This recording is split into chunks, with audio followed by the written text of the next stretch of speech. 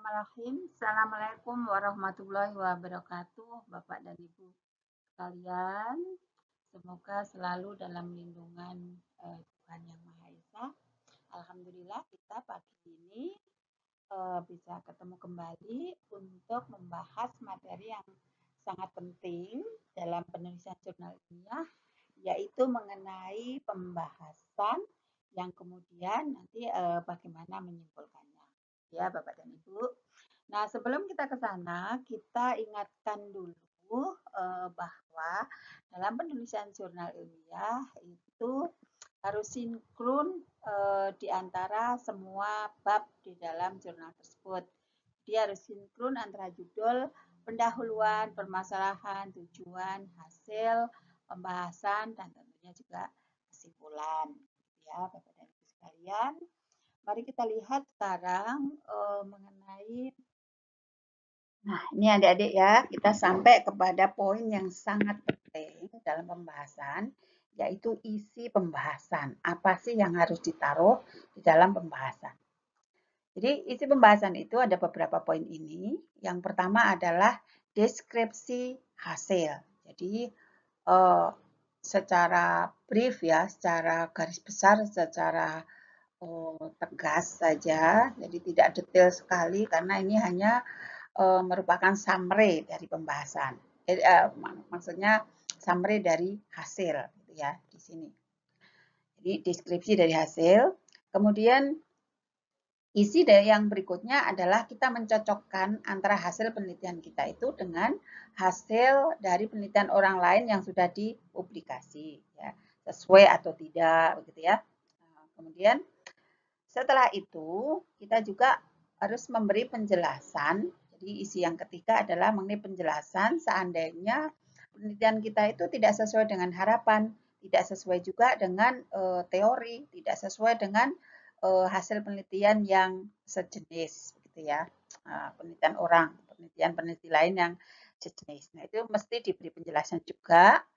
Dan dalam memberi penjelasan terhadap hasil yang tidak sesuai tadi, juga mesti harus ada landasannya. Misalnya kita jelaskan ada beberapa kemungkinan kenapa tidak sesuai dengan harapan, kenapa tidak sesuai dengan peneliti lain, begitu ya. Mesti diberi alasan, mungkin ada beberapa kemungkinan. Misalnya ada kemungkinan 1, kemungkinan 2, 3, dan seterusnya.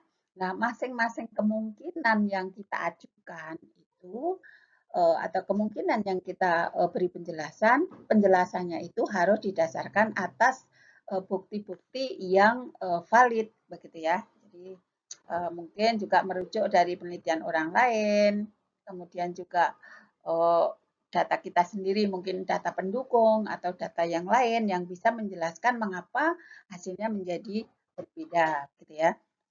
Nah, itu adalah isi dari pembahasan yang ketiga. Yang keempat ya, jadi menjelaskan alasan dari ketidaksesuaian dan itu harus didasarkan atas bukti yang valid atau teori yang ada ataupun atas opini, mungkin opini orang yang memang ahli bidangnya, misalnya seperti itu. Nah, setelah itu kemudian kita juga memberi makna, ya, makna arti penting penelitian kita itu apa. Kalau hasilnya seperti ini, kemudian apa artinya nih? Bermanfaat buat siapa? Bagaimana penerapannya dan seterusnya. Nah, itu adalah isi pembahasan yang selanjutnya. Dan dari pembahasan tadi kemudian suka timbul pertanyaan-pertanyaan baru yang belum terjawab di dalam penelitian kita atau ada fenomena baru yang juga menimbulkan pertanyaan yang masih perlu untuk digali lagi, untuk diteliti lagi. Nah, itu juga bisa disampaikan di dalam pembahasan, ya. Jadi nanti isinya itu adalah berupa pemahaman yang lebih dalam karena kita sudah mengkaji, menghubungkan antara hasil kita dengan hasil-hasil penelitian yang sudah dipublikasikan oleh peneliti lain, juga mungkin dihubungkan dengan teori yang ada, dibahas secara komprehensif, melihat dari berbagai segi, sehingga penjelasan itu nanti berupa pemahaman yang mendalam yang kemudian menghasilkan mungkin ada gagasan-gagasan baru atau ide baru, itu boleh di sana, jadi tidak harus kaku hanya melulu tentang hasil kemudian sudah ya. Boleh kita membahas, memberikan ide-ide tentunya berdasarkan hasil penelitian kita dan hasil penelitian orang gitu ya. Nah, mungkin juga akan menghasilkan solusi. Boleh juga kita memberikan solusi di sana gitu ya. Nah, itu mengenai isi pembahasan Bapak dan Ibu sekalian.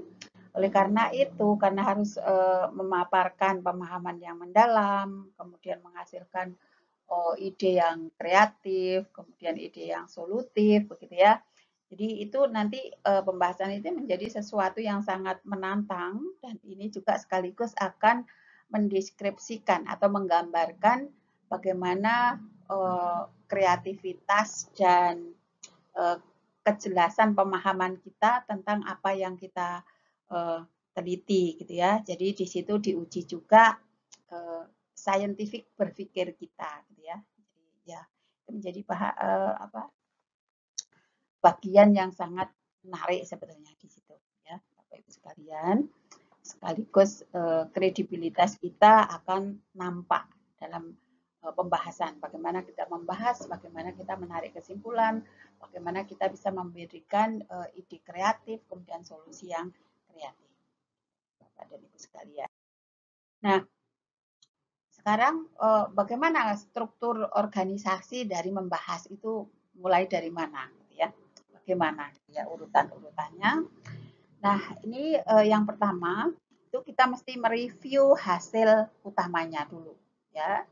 Jadi di situ dimulai tentunya mereview hasil itu tentunya tidak langsung hasil, tetapi di state sekali lagi tujuan kita apa, permasalahannya apa dulu ya, permasalahannya apa, tujuannya apa, kemudian hipotesisnya bagaimana, nah baru kemudian hasilnya seperti apa, gitu ya Bapak dan Ibu.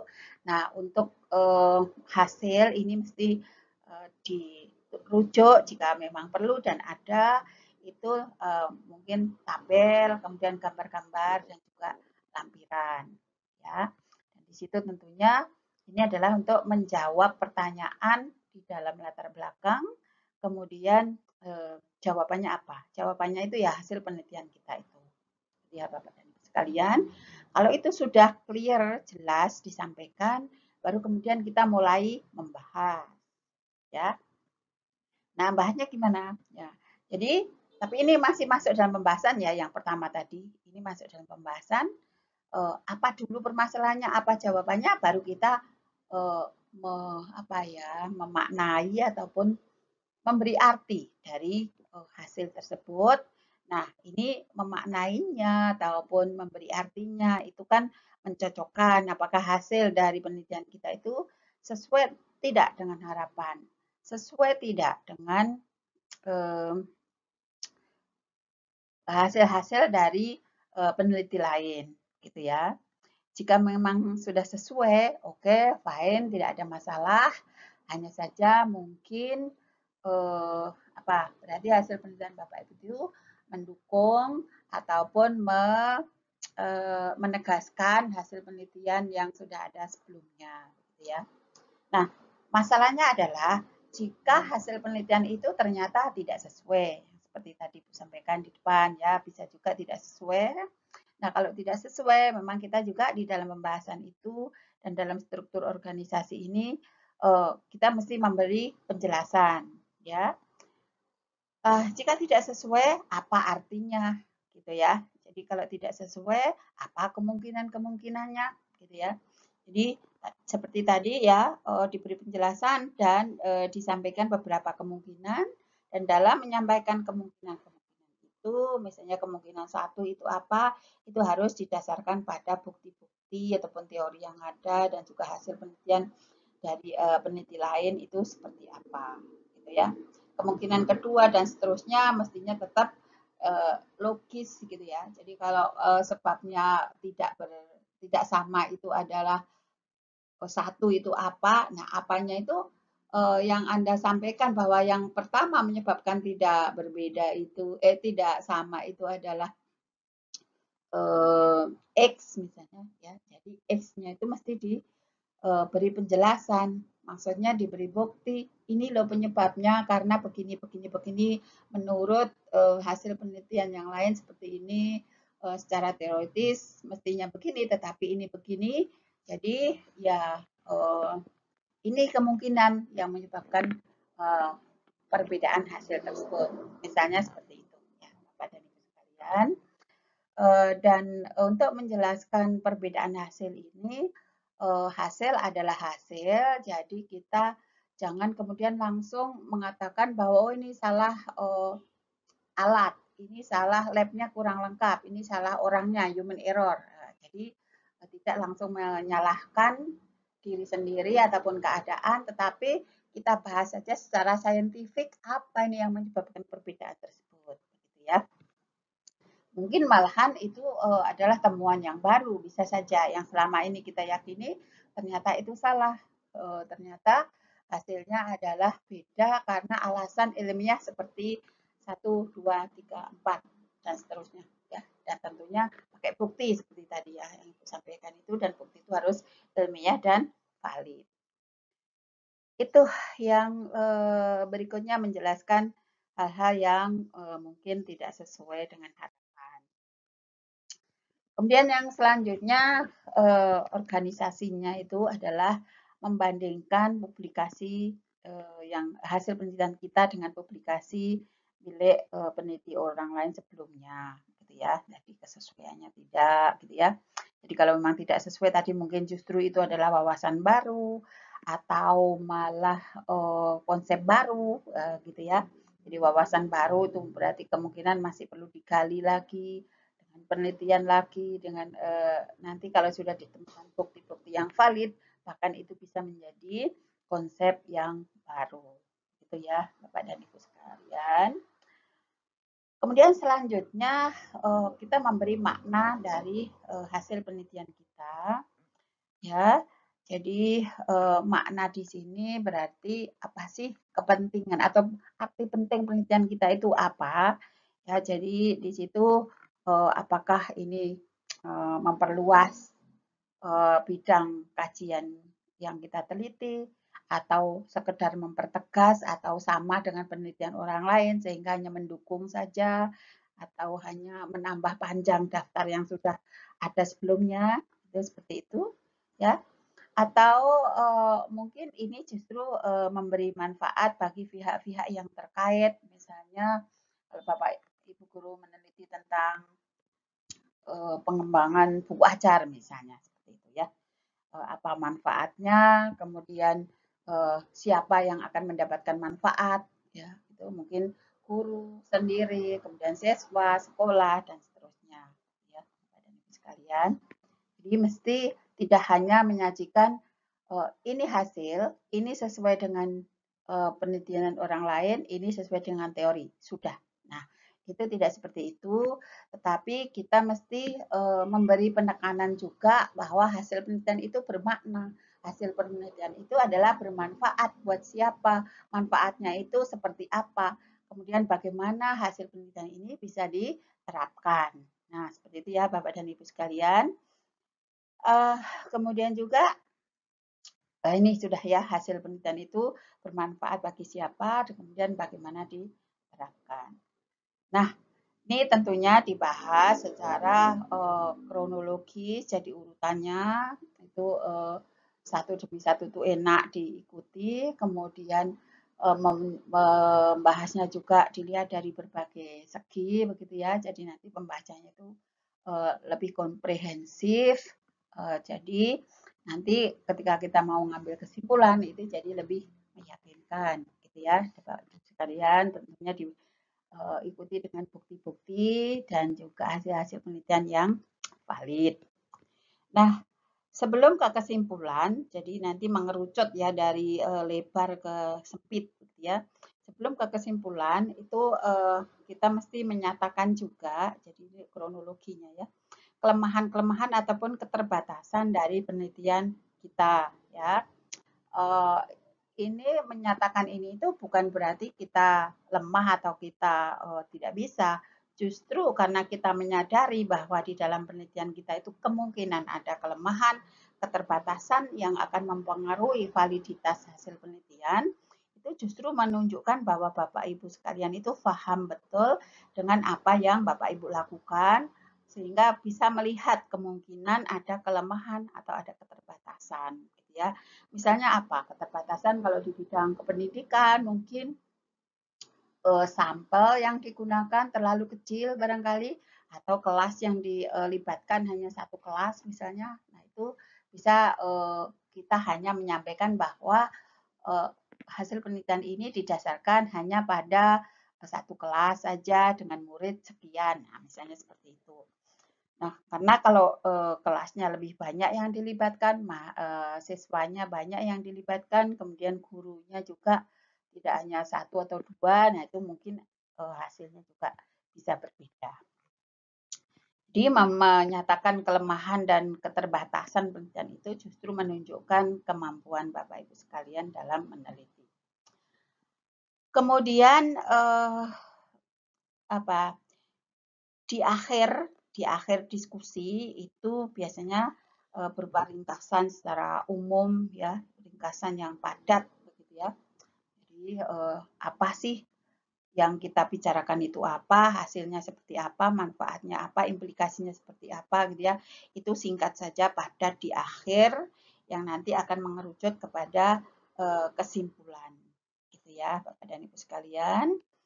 Nah, nanti kalau sudah, jadi seolah-olah akan menuju ke kesimpulan ataupun kesimpulan itu sendiri, kalau memang pembahasan itu dijadikan satu dengan kesimpulan. Jadi tidak ada bab sendiri mengenai kesimpulan, tapi menyatu di dalam pembahasan itu juga boleh. Dan nanti kesimpulannya di akhir kalimat diikuti dengan saran jika ada, gitu ya. Memang saran tidak selalu ada, tapi sebaiknya memang ada. Ya, Bapak dan Ibu sekalian. Nah, itu tadi organisasinya. Nah, sekarang mari kita lihat apa sih persis yang dilakukan itu seperti apa. Ya, ini sebetulnya hanya penjabaran lebih luas saja dari organisasi tadi, karena isinya ya memang itu-itu saja gitu ya, Bapak Ibu. Bagaimana kita melakukan pembahasan itu? Yang pertama, itu mulai dengan menyatakan permasalahannya tadi, yang sampaikan di depan. Kemudian berikan jawabannya. Ya, jadi hasilnya itu seperti apa? Itu yang pertama. Kemudian kita urutkan dalam membahas, itu kita urutkan dari yang paling penting menuju ke yang kurang penting dan akhirnya mungkin yang sangat paling sedikit kepentingannya, nilai pentingnya itu kecil, misalnya data-data pendukung gitu ya. Jadi kalau di ilmu murni seperti adik-adik mahasiswa itu sering melakukan pengaruh pupuk terhadap pertumbuhan tanaman misalnya seperti itu ya. Jadi data utama itu ya pengaruh pupuknya itu sendiri. Mungkin pupuk satu dengan pupuk yang lain itu yang dibandingkan, yaitu data utama. Kemudian diikuti dengan dosisnya ya, dosis dari pupuk itu sendiri. Dan juga mereka nanti ada beberapa data yang lain juga yang mereka kumpulkan dan ada data pendukung, misalnya kondisi lingkungan selama penelitian, kemudian kelembapan udara selama penelitian. Nah, itulah data pendukung. Jadi dalam membahas itu diurutkan dari yang paling penting dulu, mungkin pengaruh perbedaan pupuk, begitu ya.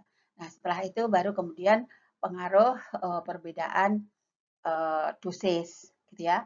Baru kemudian interaksi jenis pupuk dengan dosis dan seterusnya dan seterusnya. Ya, ya, jadi diurutkan satu sama lain gitu. Nah, kemudian membandingkan hasil penelitian kita dengan hasil penelitian yang serupa. Tadi sudah disampaikan di sana. Jadi ini urutannya ya. Nah, kalau sudah jika sudah konsisten, oke. Kalau tidak konsisten tadi jawabannya apa atau kemungkinan-kemungkinan penjelasannya itu apa, gitu ya. Kemudian dalam membahas itu mesti dilihat dari berbagai segi, tadi sudah Ibu sampaikan ya, dan secara logis, sesuai kebutuhan saja, tidak terlalu melebar kemana-mana. Kemudian Ibu kasih contoh ini ya, jika permasalahannya itu adalah mana soal yang baik, antara soal yang IC atau pilihan ganda.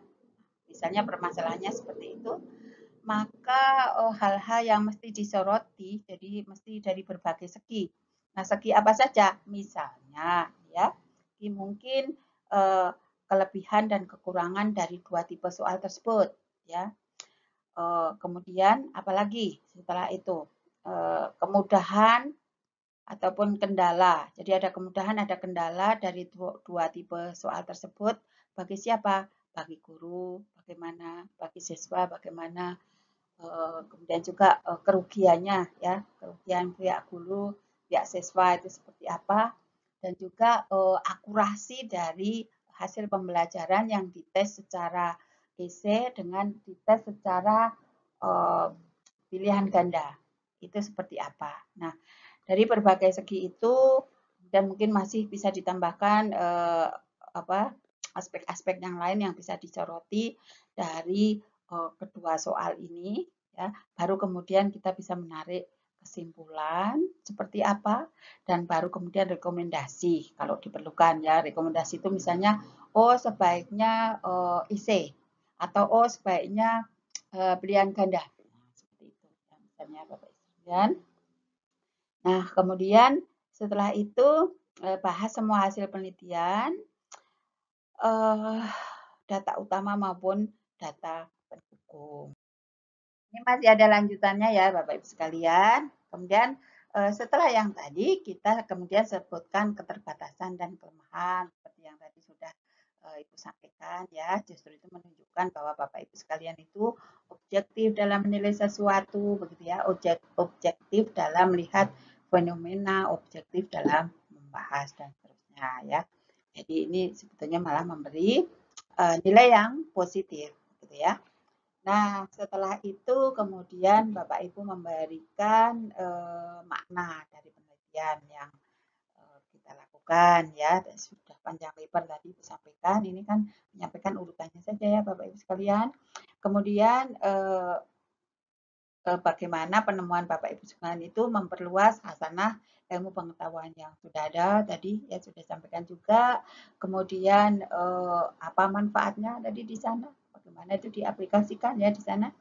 Kemudian penelitian apa yang bisa dikembangkan dari hasil penelitian Bapak Ibu sekalian. Tadi bahwa akan timbul pertanyaan-pertanyaan baru justru yang perlu dilakukan, dicari jawabannya melalui penelitian. Ya, terakhir kemudian nyatakan dengan tegas gitu ya, lugas begitu apa kesimpulan dari penelitian Bapak Ibu sekalian, baru kemudian boleh diikuti dengan saran. Nanti ya Bapak Ibu sekalian mengenai apa sih yang harus dilakukan. Kemudian ini ada beberapa catatan ya Bapak Ibu.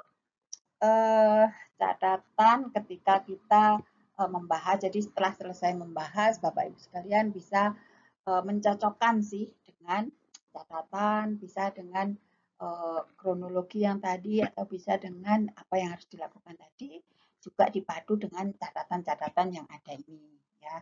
Misalnya mulai dari jawaban pertanyaan, berarti ini dari sini oke, dicek, oh sudah ada. Kemudian memaknai data, nah apa sudah dimaknai datanya, nah, gitu ya. Kemudian apakah sudah kronologis, logis, kemudian argumentatif, sudah ditinjau dari berbagai segi, begitu ya. Nah ini perlu untuk meyakinkan kembali bahwa Bapak Ibu sudah membahas dengan baik. Kemudian membahas itu memang mestinya sebaiknya itu menghasilkan gagasan yang kreatif, gagasan yang solutif. Kemudian juga tidak boleh emosional, tapi mesti rasional, gitu ya. Nah, kalau terlalu berapi-api, yakin, ini biasanya kemudian menimbulkan subjektivitas di sana, dan itu yang tidak boleh ya. Jadi tidak boleh bersifat subjektif. Kemudian dalam diskusi ini bersifat menganalisis ya. Jadi menganalisis, kemudian mensintesis, yang kemudian akan mengerucut ke arah kesimpulan seperti yang tadi ya. Jadi ini sebagai checkpoint saja, benar apa enggak sudah seperti ini ya. Dan akhirnya kita akan menyimpulkan, tentunya simpulannya itu juga didasarkan dari hasil penelitian kita dan pembahasannya yang tadi, ya, yang sudah logis, kronologis dari berbagai segi dan seterusnya, dan juga dari analisis dari penelitian-penelitian orang lain dengan teori yang ada, begitu ya. Nah, baru kemudian akan menghasilkan kesimpulan. Nah, ini seperti tadi, diskusi itu mesti mengerucut dari umum menuju ke spesifik. Kemudian yang berikutnya, nah ini yang belum disinggung sebelumnya, dalam membahas kita mesti menggunakan kata kunci yang sama. Artinya kalau kita menggunakan istilah tertentu, misalnya peserta didik, gitu ya. Nah, peserta didik artinya nanti dalam membahas ataupun di bagian-bagian yang lain juga mesti sama ya. Jadi jangan lagi menggunakan kemudian murid, gitu ya. Ini akan memberikan kesan yang kurang rapi, begitu ya. Nah, jadi kurang konsisten artinya di sini. Kemudian pola kalimat. Nah, pola kalimat itu juga sama. Misalnya kalau membahas menggunakan kalimat aktif, kemudian semuanya juga pakai aktif. Kecuali kalau tentang metode, nah itu boleh pasif ya. Ataupun apa? Kalau menulis dalam bahasa Inggris ini mesti pakai present tense ya, present tense kecuali di metode. Kalau metode memang biasanya itu menggunakan past tense. Tapi kalau hasil, ya hasil itu kan berlaku sepanjang masa begitu ya, tidak hanya waktu itu begitu ya. Nah, ini gunakan saja kemudian kalimat yang aktif. Misalnya Bapak Ibu sekalian mau menulis, dimasukkan dalam jurnal yang mengharuskan dalam tulisan bahasa Inggris gitu ya. Nah, itu mengenai pola kalimat dan juga kata kunci ya. Oh, ini present tense sudah Ibu sampaikan di sini ya. Kemudian yang belum disinggung juga atau sudah tadi ya, harus jelas apa yang memang sudah jadi dalam diskusi nanti dalam kita mengutarakan sesuatu itu harus jelas apa yang memang sudah Anda ketahui, Anda yakini, Anda ketahui, ada bukti yang nyata begitu ya. Jadi itu tentang fakta, mengulas tentang fakta misalnya, yang kemudian atau yang hanya sekedar opini atau pendapat Anda sendiri atau pendapat orang lain gitu ya, itu juga harus jelas. Jadi nanti tidak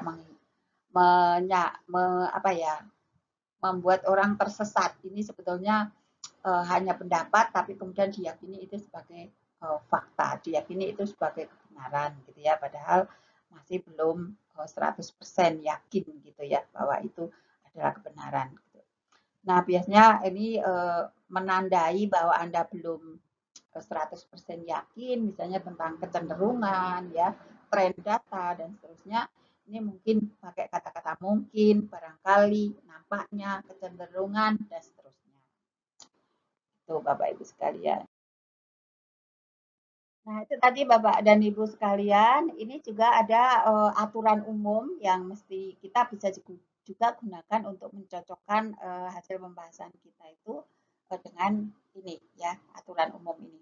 Misalnya yang pertama ini tidak mengulang-ulang. Nah, ini penting sekali karena banyak loh peneliti-peneliti yang kemudian mengulang-ulang, bahkan dalam membahas itu mengulang sejak dari metode, hasil, kemudian baru mulai membahas.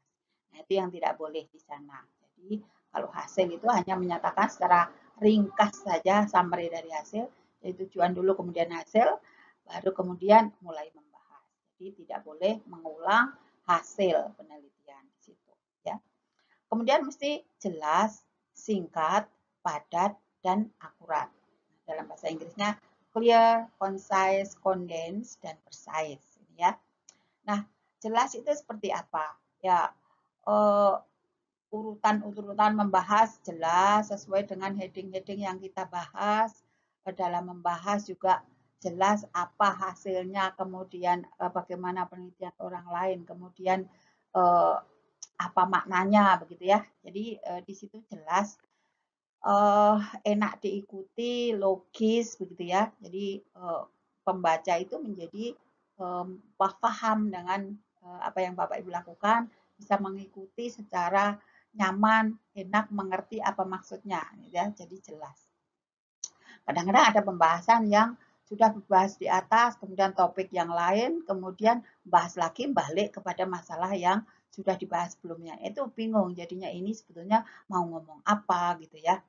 Nah, itu ada. Nah, jadi biasanya kalau kita melihat skripsi adik-adik itu suka seperti itu ya, jadi nyampur-nyampur ke sana kemari. Jadi akhirnya alur ceritanya menjadi kurang jelas gitu ya. Nah, kemudian singkat dan padat. Nah, ini kon, kon apa concise dan konden. Konden itu padat, concise itu sebetulnya apa ya? Sesuai dengan ukurannya, sesuai pas dengan ukurannya gitu ya. Jadi kalau dalam bahasa Indonesia apa ya? Kita bilang aja singkat dan padat gitu ya. Nah, singkat dan padat membahas pas saja sesuai dengan porsinya, jangan melebar kemana-mana, jangan melenceng kemana-mana, begitu. Kemudian padat, jadi kata-kata yang ada di situ semuanya itu mempunyai makna, mempunyai arti, gitu ya. Jadi kalau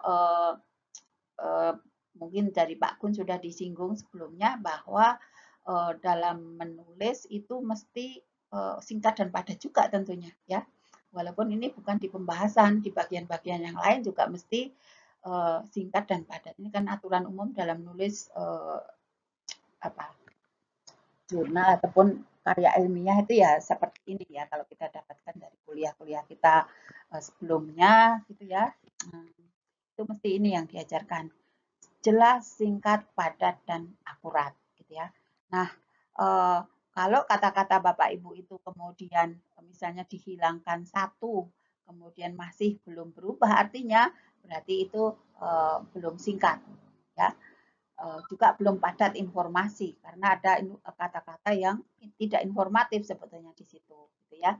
Kemudian apalagi, nah kalau semuanya sudah singkat, kemudian padat gitu ya, nah baru kemudian juga akurat. Nah akurat ini dari segi apa? Ya data-data kita mestinya akurat gitu ya. Kemudian kalau kita mengambil referen dari orang atau dari peneliti lain juga milih yang akurat, data-datanya bisa diikuti, bisa apa logis begitu ya. Ini yang kita ambil begitu. Kemudian membahasnya juga secara akurat satu persatu begitu ya, secara akurat. Artinya kalau yang dibahas itu tentang A, ya kemudian cari pendukung-pendukung tentang A atau tentang yang terkait dengan A itu, begitu ya. Yang tadi sudah disampaikan bahwa milih referen-referen yang memang bisa dipercaya, gitu ya. Kalau kan banyak publikasi juga yang memang sebetulnya belum terlalu bisa dipercaya, tetapi publish juga, gitu ya. Jadi kita mesti memilih. Nah ini penting sekali ya, jelas, singkat, padat, dan akurat. Ya. Konden, konden padat, concise itu pas ukurannya, jadi ya itu pas, sesuai dengan porsi yang seharusnya, gitu ya. Concise ini. Kemudian tidak menggunakan jargon. Nah, ini mestinya tidak hanya di pembahasan saja, di tempat lain atau di bab lain juga mestinya tidak boleh menggunakan jargon. Kemudian mengikuti alur pikiran yang logis, pasti ini ya. Ini sih sejak dari judul, kemudian latar belakang juga mesti mengikuti alur yang logis sampai nanti kesimpulan harus mengikuti alur yang logis gitu ya. Kalau pertanyaannya ini, jawabannya ini, alasannya ini berdasarkan pendukung A, B, C dan seterusnya. Jadi logis ya. Jika perlu dipakai subheading. Nah ini juga kita cek. Kalau subheadingnya banyak, mungkin memang dalam membahas juga disesuaikan dengan subheading yang ada di hasil. Baru kemudian kalau banyak itu ada nanti pembahasan umum. Jadi pembahasan satu persatu dulu, baru nanti ada pembahasan umum. Itu biasanya yang untuk penelitian-penelitian yang banyak apa ya subheadingnya memang banyak subtopiknya gitu ya Bapak Ibu sekalian. Kemudian ini sekali lagi menggunakan present tense ya present tense itu kalau harus menulis dalam bahasa Inggris Memang kalau untuk metode itu boleh kita menggunakan pasten. Memang harus sepertinya menggunakan pasten karena itu merujuk kepada apa yang sudah kita lakukan. Tetapi kalau hasil, misalnya gaya guru mempengaruhi hasil belajar. Nah itu ya sampai kapanpun akan seperti itu kan. Jadi berlaku untuk secara umum berlaku sampai nanti apa ya ada hal baru lagi yang membuat kesimpulan itu menjadi tidak berlaku lagi. Gitu ya. Nah kemudian yang selanjutnya adalah kita melihat ketidaktepatan yang sering terjadi pada publikasi. Ini sering kita lihat ini ya. Ini pembahasan yang kurang mendalam, jadi hanya hasil kemudian sesuai dan tidak sesuai gitu. Itu pun kalau ada merujuk kepada hasil peneliti lain. Kadang-kadang itu pun kurang gitu ya. Jadi ini menjadi kurang mendalam, kurang terkait dengan penelitian yang lain ataupun kurang terkait dengan teori yang ada. Teori sih ya kalau memang diperlukan begitu ya. Nah, ini kira-kira yang sering terjadi seperti ini. Mungkin Bapak Ibu sekalian bisa menambahkan sesuai dengan pengalaman masing-masing apa saja yang sering tidak tepat di dalam publikasi atau penulisan jurnal ilmiah. Nah, ini hal-hal yang mestinya dihindari saat kita membahas. Nah, Bapak Ibu sekalian nanti setelah selesai membahas, lihat ini juga gitu ya, menjadi checkpoint. Mengulang-ulang hasil. Nah, ya. Nah, ini juga sering banget ini terjadi. Hanya ini aturan umumnya jangan mengulang-ulang. Kemudian yang harus dihindari juga jangan tidak mengulang gitu ya, jangan mengulang-ulang hasil. Gitu. Lanjut dari metode sering terjadi di sini ya. Kemudian tiba-tiba ada topik baru yang dikenalkan di dalam pembahasan. Padahal di hasil itu tidak ada dipaparkan di sana, tapi tiba-tiba membahas hal-hal yang tidak ada di hasil. Itu harus dihindari ya Bapak dan Ibu sekalian.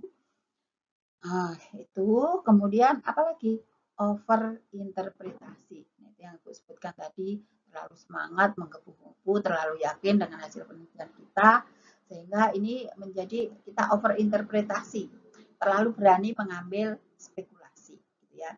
Nah ini kecenderungannya cukup kalau ibu sendiri ini rada-rada ya kadang-kadang terlalu over spekulasi, misalnya kalau misalnya kita menumbuhkan mikroba pada pH 7 sampai 10 gitu ya. Padahal 10 itu adalah pH tertinggi dalam penelitian kita. Ternyata di pH 10 ini si bakteri masih tumbuh dengan happy di pH 10. Nah, kemudian kita tiba-tiba ngomong bahwa ini juga bisa di pH 11 gitu ya. pH 12 karena pH 10 masih happy banget. Nah, seperti itu tidak boleh. Kalau mau ngomong seperti itu ya harus dibuktikan dulu ya bisa tumbuh di pH 11 atau pH 12 gitu ya. Nah, kalau mau ngomong yang mungkin rada-rada apa ya, rada-rada terlalu berani tapi sebenarnya masih boleh ya. Misalnya ini pada pH 10 masih bagus pertumbuhan si bakteri ini. Jadi kemungkinan di pH 11 ataupun lebih ini masih bisa tumbuh. Kemungkinan, baru kemungkinan ya. Nah, untuk itu maka perlu dilakukan penelitian pada pH tersebut. Nah, kalau ngomong seperti itu boleh. Itu namanya yakin, tetapi bukan yakin apa ya, optimis, tapi tidak mendahului bahwa yakin akan seperti itu, gitu ya. Jadi optimis tapi tidak yakin akan seperti itu, maka perlu penelitian untuk menumbuhkan bakteri pada pH 11 dan 12 misalnya seperti itu. Jadi jangan over interpretasi. Misalnya kalau Bapak Ibu sekalian mengambil sampel muridnya hanya satu kelas yang diambil, kemudian jangan digunakan kesimpulan itu untuk general ya, untuk ini berlaku untuk semua. Padahal hanya di satu kelas saja, satu sekolah saja. Nah, misalnya seperti itu.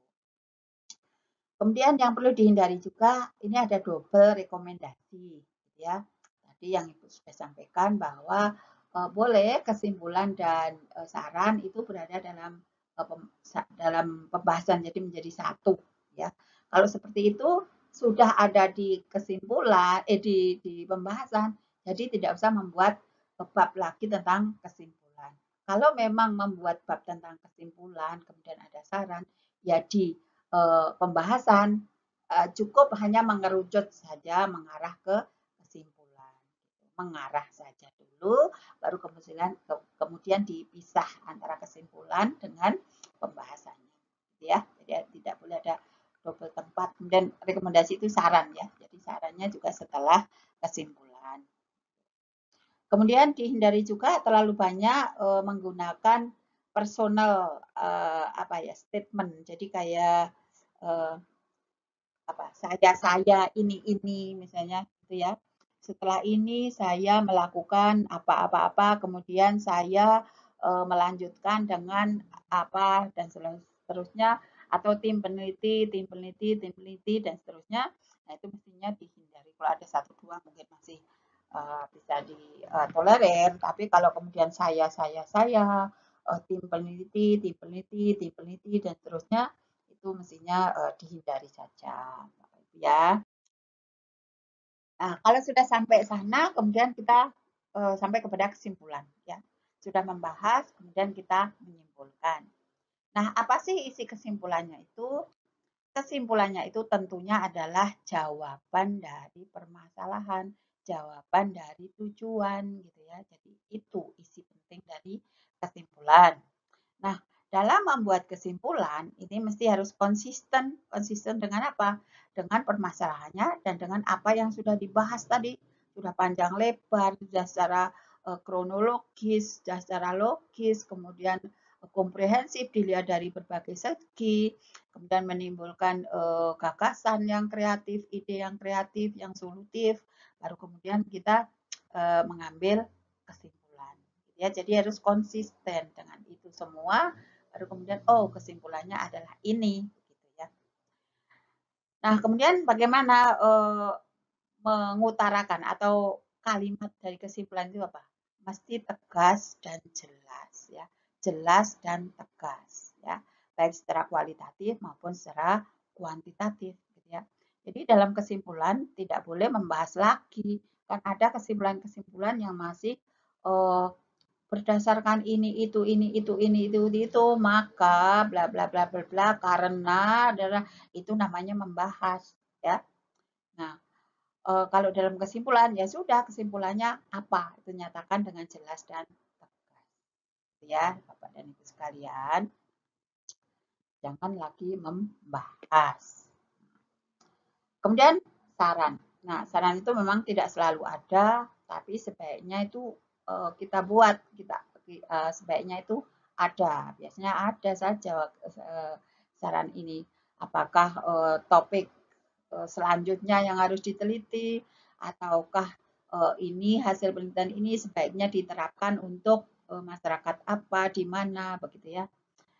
Atau dosis menggunakan pupuk A itu dosisnya yang baik untuk tanaman sawi itu sekian misalnya. Nah, itu adalah rekomendasi ya, Bapak dan Ibu sekalian. Nah, ini Ibu mengambil contoh ini ya. Mari kita mencoba untuk menelaah pembahasan dari autor ini yang sengaja Ibu samarkan nama autornya, juga tempat sekolahnya nih ya. Kita samarkan supaya tidak ada yang tersinggung begitu. Nah, ini kita akan melihat bagaimana autor ini membahas mengenai pengaruh gaya mengajar guru dan gaya belajar siswa terhadap hasil belajar mata pelajaran tertentu di sekolah tertentu. Ya, jadi sekilas melihat di sana hanya melibatkan satu kelas, kemudian satu sekolah saja, dan ada 2 guru yang dianalisis. Ya, nanti kita lihat bagaimana membahas dari situasi tersebut. Kemudian nanti Bapak Ibu sekalian bisa mencocokkan tadi apa yang kita lihat poin-poin tadi, bisa dari segi kronologinya, bisa apa ya, organisasinya, bisa lihat dari apa yang harus kita lakukan tadi, ya. Kemudian bisa aturan umumnya tadi yang kita sampaikan, catatannya dan seterusnya. Nah, ini autor ini membahas mulai dari uji hipotesis, ini ya. Mulai dari uji hipotesis, kemudian juga di sini dengan demikian maka HA diterima. Nah, ini kan masih ada unsur statistiknya di sini. Dan kemudian juga kalau mengenai penerimaan dan penolakan, ini kan biasanya dengan peluang ya, dengan apa signifikansinya ya, P ya. Misalnya P 95% gitu, signifikansi 95% atau alfa ya, derajat penolakannya 5% misalnya seperti itu ya. Kemudian bla bla bla bla. Jadi ini masih apa statistik di sini. Hasil penelitian yang telah dilakukan menunjukkan bahwa, nah ini hasilnya, deskripsi hasil ya. Gaya mengajar guru mata pelajaran XXS berpengaruh terhadap hasil belajar kelas apa pada mata pelajaran apa. Nah, ini hasil. Oke. Ya. Brief hasil sudah sampai di sini. Kemudian juga mulai membahas ini. Jadi satu langsung dibahas. Gaya mengajar guru, kemudian hasilnya kemudian dibahas. Nah, membahasnya ini menghubungkan dengan pendapat orang. Nah, ini pendapat apa mungkin ahli atau sekedar peneliti lain, Ibu tidak tahu ya. Ini pendapat seseorang yang jelas di situ. Nah, dalam mengkaitkan ini ditulis kembali apa pendapat. Apakah ini perlu atau tidak? Kalau di ilmu murni ini biasanya tidak pakai yang seperti ini, ya. Yang menyatakan begini-begini itu tidak pakai. Kalau sudah dibilang sejalan atau sesuai, ya sudah sesuai artinya. Yang pendapat dari ahli ini ataupun orang lain ini atau peneliti lain ini memang sama atau paling tidak senada dengan apa yang kita utarakan. Apa dengan hasil penemuan kita, gitu ya. Jadi kalau dari ilmu murni tidak perlu ini. Tapi kalau dari pendidikan nggak tahu apa ya memang seperti itu begitu ya. Kalau pendapat Ibu tidak perlu. Jadi ini menjadi kurang singkat dan kurang padat artinya di situ ya. Kalau toh ini tidak mengurangi bahwa hasil kita itu sudah sesuai dengan apa yang diutarakan oleh peneliti lain ini atau ahli lain ini gitu ya. Nah, ini juga beliaunya ini juga kemudian menghubungkan dengan peneliti lain, hasil peneliti lain. Ini juga kemudian disitir kembali apa yang disampaikan oleh peneliti ini. Nah, ini juga menurut Ibu sih tidak perlu yang seperti ini. Ya, oke. Jadi ini beliaunya mulai dengan gaya mengajar guru. Oke. Kemudian lanjut kepada gaya belajar siswa.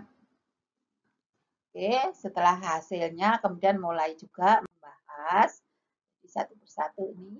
Ini juga sama polanya. Jadi oke, good. Polanya sama ya. Jadi menyesuaikan dengan pendapat orang, kemudian juga ahli atau peneliti lain. Ini juga mirip sama, tapi juga masih sama, yaitu dengan mengutarakan apa yang disampaikan oleh kedua citation ini, ya, kedua referen ini ditulis ulang, gitu ya. Padahal sudah sesuai, kalau sudah sesuai ya sudah, gitu kan ya. Itu ya. Kemudian setelah itu apa? Berdasarkan uji hipotesis dapat diketahui bahwa gaya mengajar guru dan gaya belajar siswa berpengaruh terhadap hasil belajar. Oke, ini state brief dari apa pernyataan yang jelas gitu ya. Yang jelas dari hasil ya. Oke, hasil. Baru kemudian ini menyampaikan lebih lanjut menjadi penjelasan lebih lanjut bahwa gaya keduanya ini, gaya guru dan gaya belajar murid ini hanya berpengaruh sebesar 24% dari hasil belajar, sedangkan 76%-nya ini dipengaruhi oleh faktor-faktor yang lain. Oke, ini adalah state brief, walaupun ini rada apa ya, kata-katanya masih ada yang bisa dihilangkan tanpa mempengaruhi maksud dari kalimat tersebut. Ya, jadi kurang padat dan kurang singkat. Nah, kemudian polanya juga sama. Sebenarnya pola yang sama ini bagus seperti tadi kan pola kalimatnya sama, pola membahasnya juga sama. Ini bagus dari segi itu. Kemudian dihubungkan juga dengan peneliti-peneliti yang lain. Kalau itu tadi dengan pendapat, ini dengan peneliti. Oke, boleh juga seperti itu. Gitu ya. Dan sama polanya juga, pasti di state lagi ini apa pendapat dari ataupun apa hasil dari peneliti lain ini di state lagi. Oh, sorry ini kursornya lupa ya Ibu ya. Nah, nggak apa-apa. Kemudian selanjutnya apa yang dibahas? Oh, sudah langsung kesimpulan. Ini sudah habis ya. Jadi nanti kita lihat sekaligus saja bagaimana beliau-beliau ini membahas kemudian menyimpulkan. Nah, kesimpulannya ini juga panjang lebar, baru kemudian ini kesimpulannya. Panjang lebar juga, baru ini kesimpulannya. Tentunya ini kan kita sudah menyampaikan di eh, pembahasan ya. Jadi mungkin kalau gaya dari ini gaya apa ya, gaya peneliti barangkali ya. Kalau di ilmu murni itu biasanya enggak pakai lagi ini. Jadi langsung gaya mengajar guru itu berpengaruh terhadap hasil belajar misalnya ya. Ya pasti ini harus ada di sekolah XX, kemudian apa mata pelajaran XX itu harus ada karena memang hanya di situ dilakukan penelitiannya. Jadi ini supaya tidak over estimasi tadi atau over apa interpretasi tadi ya. Tidak gegabah gitu ya. Ini juga sama, tetapi dari segi kronologis ini bagus, urutan logisnya juga sudah bagus, enak untuk diikuti.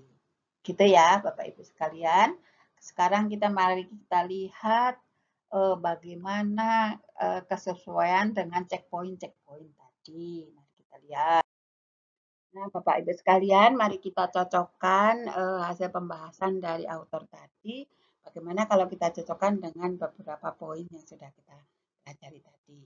Misalnya dengan apa yang harus dilakukan, ya. Apakah sudah sesuai atau belum. Misalnya, kalau dari sini kan kita mesti mulai dari permasalahan tujuan tadi ya di depan sudah disampaikan, kemudian jawabannya itu seperti apa, yaitu dari hasil penelitiannya itu seperti apa. Nah, tadi dalam membahas itu nampaknya langsung kepada hasil statistiknya di sana. Jadi belum terkoneksi dengan permasalahannya apa dan tujuannya apa.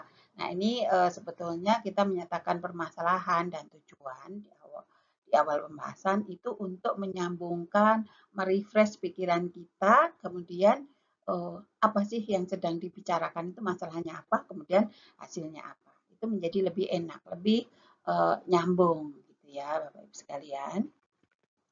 Nah, kemudian poin yang kedua, kemudian kita urutkan dari yang paling penting menuju ke yang kurang penting. Nah, dari pembahasan tadi itu sudah sangat bagus sekali ya. Jadi mulai dari gaya mengajar guru. Tentunya kalau peneliti ini nampaknya adalah guru, jadi itu menjadi poin yang sangat penting di dalam proses belajar mengajar sehingga gaya mengajar guru itu dibahas pertama, itu bagus sekali. Kemudian gaya belajar siswa, kemudian kemudian interaksi antara keduanya. Itu sudah sangat bagus di sana urutannya ya. Kronologinya sudah enak gitu. Kita mengikutinya jadi lebih gampang. Kemudian membandingkan hasil penelitian peneliti lain yang sudah publish dengan hasil belajar kita, hasil penelitian kita. Tadi juga sudah ada, bahkan sudah menyambungkan juga dengan pendapat ataupun mungkin teori, Bunda tahu yang disambungkan di sana tadi, ya. Nah itu juga sudah ada. Hanya saja mungkin mestinya kalau penelitian semacam itu mungkin sudah ada beberapa ataupun mungkin banyak yang sudah dipublikasikan ya. Tapi di sana tadi hanya satu pendapat atau satu pendapat dan juga satu hasil penelitian dari peneliti lain. Jadi mungkin bisa ditambahkan lagi beberapa hasil penelitian senada dari peneliti-peneliti lain, bukan hanya satu saja. Jadi itu menjadi nampak lebih sungguh-sungguh kita search, kita mencari ya, mencari dari literatur-literatur yang sudah ada ya. Kemudian jika sudah konsistensi, nah tadi memang konsistensi semua, jadi sama dengan hasil penelitian ataupun pendapat dari ahli lain, gitu ya. Jadi oke, di sana sudah cukup. Kemudian sebaiknya dibahas dari berbagai segi secara logis. Nah ini dia ya. Karena yang dibahas tadi hanya menyajikan ini hasil, ini sesuai. Jadi bagaimana kita bisa membuat logika ya. Jadi susah ini seperti hanya menyodorkan fakta saja, gitu ya. Tapi sebetulnya maknanya apa sih dari penelitian itu tadi, gitu ya? Apa sih kalau misalnya gaya mengajar guru itu berpengaruh, terus apa gitu ya? Apa maknanya bagi guru?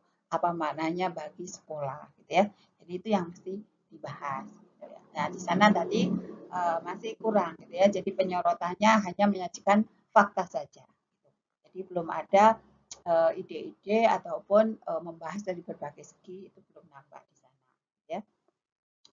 Hasil semua hasil itu dibahas, oke sudah dibahas semua tadi ya, sudah bagus. Ya tadi memang semua sudah dibahas ya, tadi dari gaya guru, gaya siswa, kemudian interaksi ada dari keduanya. Tapi sebenarnya masih ada topik yang bisa dikembangkan dari eh, data tersebut sebetulnya ya. Jadi misalnya di sana hanya gaya guru dan gaya murid itu 24% gitu ya pengaruhnya. Padahal bisa kita kembangkan, ya bisa dianalisis sendiri. Gaya guru sendiri itu berapa? Gaya siswa sendiri itu berapa persen? Itu lebih berarti, lebih kita bisa membuat apa ya? Membuat follow up. Kalau guru hanya sekian persen, murid sekian persen. Gitu. Tapi kalau digabung itu juga menimbulkan kerancuan karena mana dari 24% itu yang paling besar pengaruhnya, gitu ya. Kalau keduanya dicampur, nah kita harus memfollow up yang mana, memfollow up bagaimana caranya karena itu campuran, gitu ya. Jadi nggak tahu apa yang harus dilakukan karena itu adalah hasil campuran gitu ya. Maksudnya itu bisa dipisah pengaruhnya masing-masing berapa gitu ya. Kemudian juga bisa dikembangkan misalnya oh, pengaruh antara keduanya itu hanya 24%, berarti kecil sekali. Masih ada tuh 76% pengaruh itu dari luar gitu ya. Nah, itu yang mungkin bisa di-search apa sih yang dari luar itu gitu ya. Mungkin bisa merujuk dari peneliti-peneliti lain yang sebelumnya tentang eh, faktor-faktor yang mempengaruhi belajar misalnya ya seperti itu atau juga bisa kemudian menyarankan kalau 76% itu apa saja kemudian dicari mungkin meneliti faktor-faktor lain yang mungkin berpengaruh terhadap hasil belajar gitu ya. Jadi penelitian atau pembahasan itu menjadi tidak kering, menjadi hidup karena banyak faktor yang bisa disoroti gitu ya. Tapi kalau memang hanya menyajikan ini fakta seperti ini ya terus sudah ya apa gitu ya. Jadi kurang kurang hidup gitu ya. Walaupun ya itu fakta benar begitu ya. Secara publikasi ya orang tahu oh ternyata pengaruh eh, guru dan pengaruh gaya belajar guru dan pengaruh siswa belajar itu oh 20%. Terus apa gitu ya. Nah, kemudian nah ini dia yang kemudian memberi makna tadi ya terkait dengan yang tadi yang Ibu barusan sampaikan ya. Karena yang dibahas ya hanya fakta saja, jadi makna penelitian belum disentuh sama sekali. Nah, Bapak Ibu sekalian bisa mengembangkan maknanya apa, pengaruhnya bagi guru, guru harus apa, siswa harus apa, sekolah harus bagaimana. Ini mestinya bisa didiskusikan dari hasil penelitian tadi, walaupun simpel, sederhana, tapi bisa dikembangkan menjadi hasil yang lebih bermakna, gitu ya. Hasil yang lebih hidup, hasil yang bisa di follow up. Gitu ya Bapak Ibu sekalian. Kemudian bagaimana penemuan Bapak Ibu sekalian bisa memperluas pengetahuan yang ada. Nah tadi sebetulnya bisa ini ya, tadi kan juga sudah sesuai. Artinya kalau sudah sesuai berarti mendukung ataupun mempertegas hasil penelitian yang sudah ada sebelumnya. Ya, jadi muhasanahnya di sana saja. Tapi kalau hasil penemuan yang baru memang tidak ada di sana. Ya, tidak apa-apa ya. Hanya saja apa sih kontribusinya terhadap ilmu pengetahuan, gitu ya. Nah, di sana ia mempertegas saja dengan apa yang sudah ada. Tidak salah dengan seperti itu, oke juga. Kemudian selanjutnya adalah penelitian lanjutan apa yang bisa dikembangkan. Tadi juga tidak didiskusikan di sana. Padahal seperti yang Ibu sampaikan tadi, mestinya bisa. Yang 76% itu kan besar itu terhadap hasil belajar. Dan itu memang kehidupan kita sehari-hari para guru itu untuk mendapatkan hasil belajar yang maksimal. Ya, pengaruhnya banyak faktornya dan itu di luar dari gaya mengajar dan gaya belajar. Nah, itu faktor apa? Nah, itu yang mungkin mesti dilakukan penelitian-penelitian ataupun kalau tidak melakukan penelitian mungkin sudah ada publikasi-publikasi yang lain yang bisa didiskusikan di sana. Ya, Bapak Ibu sekalian. Nah, kemudian terakhir nyatakan sekali lagi kesimpulan. Oke, kesimpulannya juga sudah ada tadi. Ya, hanya saja kesimpulannya panjang lebar tadi, ya, tidak to the point. Kemudian kalau dilihat dari segi catatan misalnya ya, mulai dari jawaban, oke, langsung menjawab ya, tapi tidak ada permasalahan yang diberikan tadi, oke. Kemudian memaknai secara kronologis. Kalau secara kronologis urusan membahasnya iya, tapi maknanya secara kronologis itu belum karena memang tidak diberikan di sana. Kemudian apalagi melahirkan gagasan juga tentunya tidak, bersifat menganalisis juga tidak, mengerucut ya tadi cara membahas dari yang paling penting menjadi yang mengarah yang kurang penting tadi itu juga sudah oke menuju ke kesimpulan ya. Kemudian kunci kata kunci ya oke sama, pola kalimat sangat bagus sama, pola membahasnya juga sangat bagus sama. Hanya saja tadi itu banyak sekali kalimat-kalimat yang memang tidak harus ada di situ gitu. Bisa dibuang tanpa harus mempengaruhi makna. Ya. Jelas, tegas mengenai apa yang diyakini dengan apa yang masih pendapat. Tadi juga disebutkan bahwa ini pendapat dari siapa, gitu ya. Jadi sudah cukup jelas di sana mengenai hal ini. Kalau mengikuti aturan umum, mengulang-ulang iya tadi. Jadi disitir apa yang dikatakan oleh pendapat oleh orang tertentu ataupun hasil penelitian itu diulang kembali di sana. Nah, ini juga kurang bagus, walaupun dia tidak mengulang metode, tidak mengulang hasil sedikit ya, hanya sedikit, hanya salah tempat saja, jadi mengenai statistik masih ada di sana. Gitu ya. Jelas, singkat, padat, akurat, sebetulnya hanya beberapa yang tadi ya, kurang singkat, tapi sudah jelas tadi, kronologinya bagus, kemudian apa yang disampaikan juga jelas, hanya saja masih kurang singkat dan kurang padat. Kalau akurasinya mungkin akurat dari segi data-datanya mungkin ya. Kalau akurat membahasnya karena memang hanya fakta yang diberikan ya akurat-akurat saja gitu ya. Tapi tidak akurat dalam arti memberi makna, kemudian apa manfaatnya itu kurang akurat disampaikan di sana. Memang tidak diberikan ya, bukan kurang akurat tapi memang tidak diberikan di sana ya. Dan menggunakan jargon, oke. Mengikuti alur pikiran yang logis, sudah logis banget, sangat bagus tadi. Kemudian pakai subheading juga ada di sana, sesuai dengan urutan subheadingnya juga. Kemudian ini tidak berlaku dalam jurnal tersebut. Kemudian yang ketidaktepatan yang sering terjadi memang kurang mendalam, iya.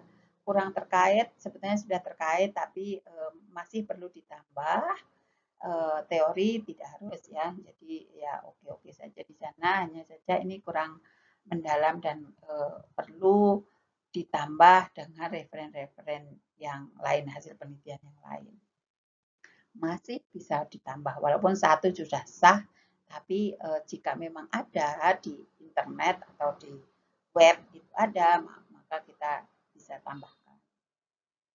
Yang perlu dihindari, mengulang tiba-tiba juga tidak. Oke, di sana overinterpretasi tidak ada karena memang tidak menginterpretasikan. Kemudian double rekomendasi juga tidak memberikan rekomendasi. Terlalu personal, terlalu banyak menyebutkan personal ini juga tidak. Oke, itu tadi ya. Kita cek beberapa poin saja ya.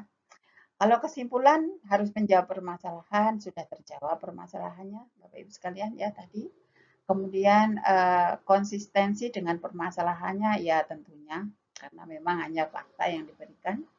Kemudian dalam kalimat yang tegas dan jelas, nah ini yang tidak ya. Jadi di situ masih ada kalimat-kalimat lain yang kalau tidak ada di situ tidak ada masalah, tidak apa-apa ya. Jadi itu Bapak sekalian, Bapak Ibu sekalian, dan di sana juga tidak diberikan saran ya. Demikian Bapak Ibu sekalian, semoga apa yang kita diskusikan tadi bisa menambah sedikit wawasan Bapak Ibu sekalian dalam menulis jurnal ilmiah dan semoga bermanfaat. Selamat membuat karya ilmiah yang sebanyak mungkin dan itu bisa didiskusikan barangkali kalau masih ada hal yang kurang kurang apa kurang yakin barangkali bisa konsultasi terutama dengan Pak Gun ya pakar dari jurnal ya. Nah, sampai di sini Bapak dan Ibu sekalian, lebih dan kurangnya mohon maaf. Assalamualaikum warahmatullahi wabarakatuh.